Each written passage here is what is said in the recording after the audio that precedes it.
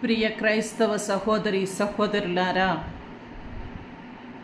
మనం ఈ దినము ప్రభువు ఇల్లు కట్టని ఎడల దానిని కట్టిన వారి శ్రమ వ్యర్థమగును అనే అంశమును గురించి ధ్యానించుకుందాము. ప్రభువు నగరమును కాపాడని ఎడల కావలివారు మేల్కొనియుండి లాభం లేదు.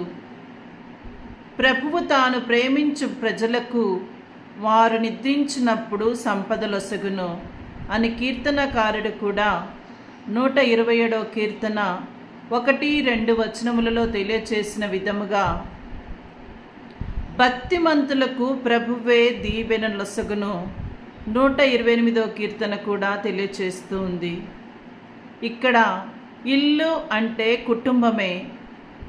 నా బోధనలను ఆలకించి పాటించు ప్రతివాడు రాతిపై తన ఇల్లును కట్టుకొనిన వాడగును.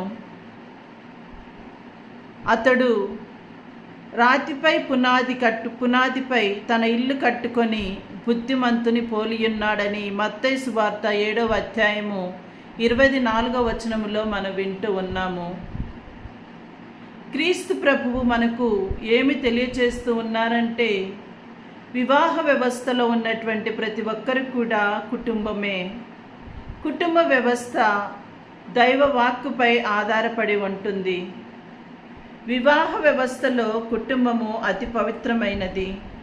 ఎందుకంటే అది దేవుని ఏర్పాటు అని ఆదికాండము 1వ అధ్యాయము 27వ వచనము 28 వచనాలు మరియు 2వ అధ్యాయము 22-24 వచనములు, మత్తయి సువార్త 19వ అధ్యాయము 4-6 వచనములు కుటుంబానికి ఆధారమైన వివాహ బంధం యొక్క పవిత్రతను, విశ్వసనీయతను, భార్యాభర్తల మధ్య విడదీయరాని నిష్కపట ప్రేమను దంపతులు నూతనీకరించుకోవాలని మనకు సామెతల గ్రంథంలో 31వ అధ్యాయము 10వ వచనం నుంచి 31 మరియు సీరాపుత్రుడైనటువంటి యేసు జ్ఞాన గ్రంథము 26వ అధ్యాయము మరియు ఎఫెసీలకు రాయబడినటువంటి లేఖ 5వ అధ్యాయము 22 నుంచి 33 వచనములు, హెబ్రీ పత్రిక 13వ అధ్యాయము 4వ వచనంలో తెలియచేస్తుంది.